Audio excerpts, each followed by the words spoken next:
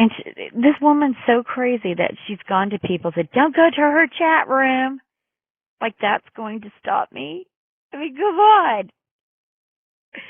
I know I podcast because I enjoy it. I like getting no ifs, ands, or but. It's so much better than.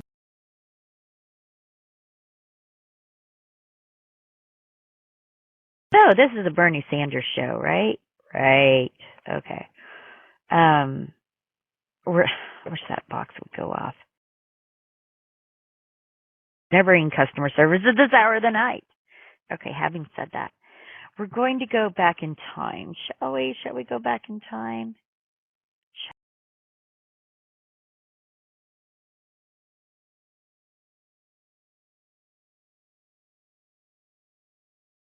Wish they had their board different.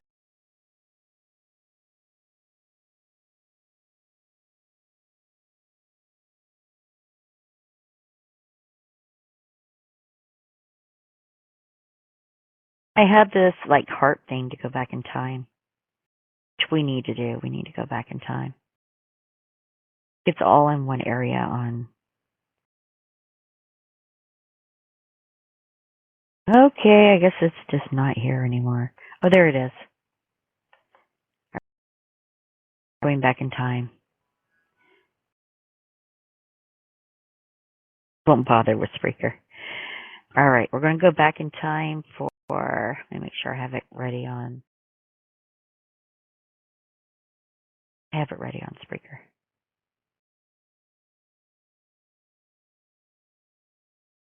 What we're going to hear is after the big bailout of the banks, Ben Bernanke had arranged that. Remember the big bailout of the banks? Yeah, back then. Let's go ahead and listen to the questioning of Ben Bernanke from Bernie Sanders, Vermont state senator from Vermont, known as. I like his approach. He's quite aggressive. And I'd like to think this would be his approach to big business while he was president, and this is why I played this clip. So, let me hear. Time of the gentleman's expired. Senator Sanders. Thank you, Mr. Chairman. Welcome, Mr. Chairman. We have spent a lot of time in Congress talking about the $700 billion TARP bailout, which I voted against as it happens. Not a whole lot has been talked about with regard to the $2.2 trillion that the Fed has lent out. Now, I find it absolutely extraordinary that I wrote you a letter and I said, hey, who'd you lend the money to? What were the terms of those loans? How can my constituents in Vermont get some of that money? Who makes the decisions? Do you guys sit around in a room? Do you make it? Are there conflicts of interest? So my question to you is, will you tell the American people to whom you lent $2.2 trillion of their dollars? Will you tell us who got that money and what the terms are of those agreements? We explain each of our programs. In terms of the terms, we explain the terms exactly. We explain what the collateral requirements are. We explain what. To whom did you explain that? It's on our website. Yeah. Okay. So all that information is available in our commercial paper program. And who got the money? Hundreds and hundreds of banks. Any bank or that has access to the U.S. Federal Reserve's discount. Will you tell us who they are? No, because the reason that is counterproductive and will destroy the value of the program is that banks will not come to the discount. Isn't that too bad? Sorry? In other words, isn't that too bad? They took the money, but they don't want to be public about the fact that they received it. We heard a whole lot about AIG. They're on the front pages. These are very. Now, I got banks and I have businesses in the state of Vermont who are in a lot of trouble. Not banks. Our banks, by the way, are doing pretty well. Now, how do these guys who are honest business people get it? Do you have to be a large, greedy, reckless financial institution to apply for these monies? There is no subsidy. There is no capital involved. There is no gift involved. It is a collateralized, short-term liquid loan that is both over-collateralized and is recourse to the company itself. We have never lost a penny doing it. And how can other institutions get those loans as well? According to the law, we are supposed to be lending to depository institutions. Let me just say this, Mr. Chairman. I have a hard time understanding how you have put $2.2 trillion at risk without making those names available, those institutions public. And we're going to introduce legislation today, by the way, to demand that you do that. It is unacceptable to me that that goes on. Mr. Chairman, one of the issues that bothers me very much is that for many, many years, some of us were concerned about deregulation. Some of us were very concerned about where the economy was going. We didn't hear much coming from the Bush administration, who told us over and over again that the fundamentals of the economy were sound. We didn't hear much from the Fed. Now, looking back, do you think that maybe there was a problem there, that you did not raise some alarms out there and said, we got a problem when trillions of dollars are being floated around the world in a deregulated, non-transparent way? When you heard people talking about the fundamentals of the economy being sound, how come you didn't raise an alarm? Well, there was a massive credit crisis, and it's been true that our regulatory system and our financial supervisory system did not succeed in preventing those impacts. And I think it's very important that did not succeed in preventing them. Let's take it another way. Do you think that the repeal of Glass-Steagall was a tragic mistake? No, I don't think so. But I do think we need to have much more effective holding company and oversight supervision, and I strongly support a strong program of regulatory reform going forward. Mr. Chairman, in my state, people ask me how it could be that you're providing loans at almost zero interest rates to large financial institutions who are then charging consumers 25 or 30% interest rates on their credit cards. Do you think that that's acceptable, or do you think that those institutions that are receiving help from the Fed should substantially cut those interest rates? Well, with respect to credit cards, we've been working actively in that area in a couple of dimensions. One is that credit card credit availability will be enhanced by our TALF program, which I've just announced. But you're not answering my question. Should a financial institution that is being bailed out by taxpayers charge those taxpayers 25 or 30% interest rates when they're receiving? Well, you need to address that to the Treasury, because it's the TARP that's providing help to failing or damaged firms. The Federal Reserve lends to healthy firms on a collateralized basis. Last question. Many, again, of my constituents, and I think people all over this country, are wondering why the CEOs of these large financial institutions, who have been extremely greedy, reckless, and maybe have engaged in illegal behavior, have not been fired, so that we can work with people who want to really reform the system. Should the CEOs of the financial institutions that have led us into this deep, deep recession be fired? Well, pay and job tenure should depend on performance, and those which have performed poorly should lose their jobs. Are any of them who have been? Many have lost their jobs. Most of them, of the major guys, are still holding their positions.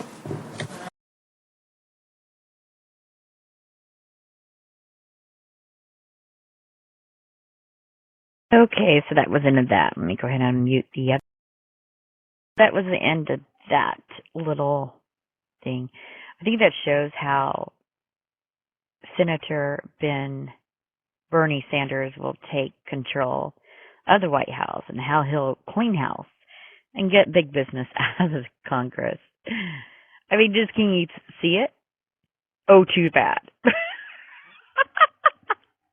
Can't you see that? Wow. I have a bunch of Skype messages going back and forth right now. Quite funny. Quite funny. I'm enjoying my time right now and counting down the hours, because it's 1 o'clock in the afternoon when the sentencing happens for Robert Bates, the killer of Eric Harris. It is. Let me check the Red's died, by the way. Let's see. The character. Robert Bates sentencing. And they may have changed it, so I better check and be prepared. I'm going there in the morning just in case.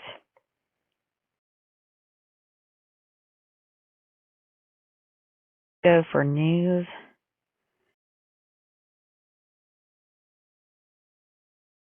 Guess something later than May 3rd. Yeah, Robert Bates denied bail. I was there. He actually got on the stand.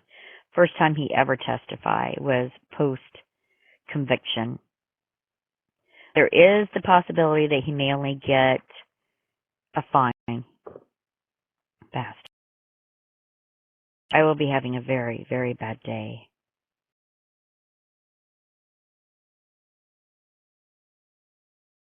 More than 30 reserve deputies have now retired. Take a look at this. I haven't seen this. This was posted the 23rd of May. Now, if you know, some of you may know that I am very active in the Tulsa County, I guess you would, justice warrior type of business. It says more than 30 reserve sheriff deputies now have retired peace officers. Well, that's good. They better not receive any monies. If they do it all, I'll be pissed. Oh, I'll be pissed. More than 30 reserve deputies have been granted peace officer status, and there's this one I'm concerned with. I haven't spoke his name publicly yet, but I knew him in the past, and oh man, is he ever a dick. Hence, I knew him in the past, not now. First are those 5 are the first retired peace officers. Reserve program charges imposed by the new sheriff Regalado.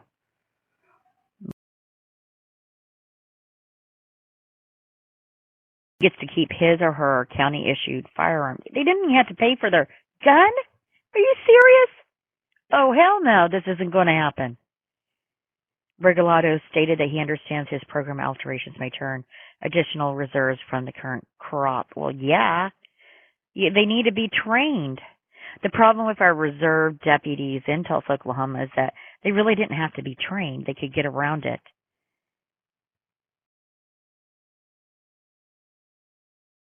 He also said the new sheriff said he has not decided on whether he will cap the program at a certain number of reserves.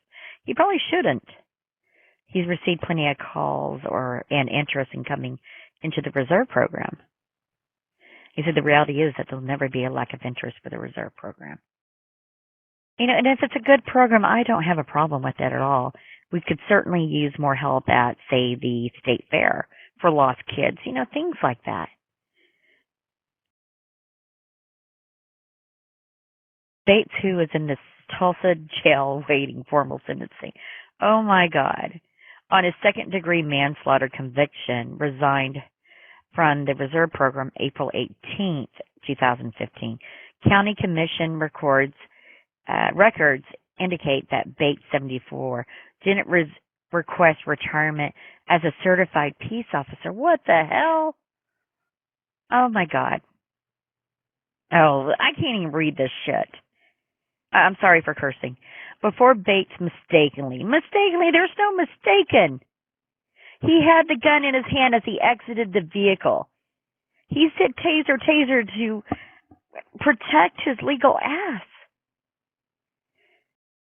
I just want to scream. The reserve program at that time went about 129 names deep. Now it's about 75.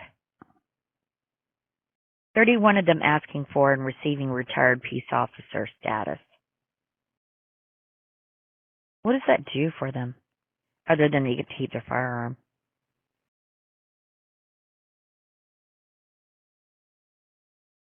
I guess I'll be calling the sheriff about that one in particular.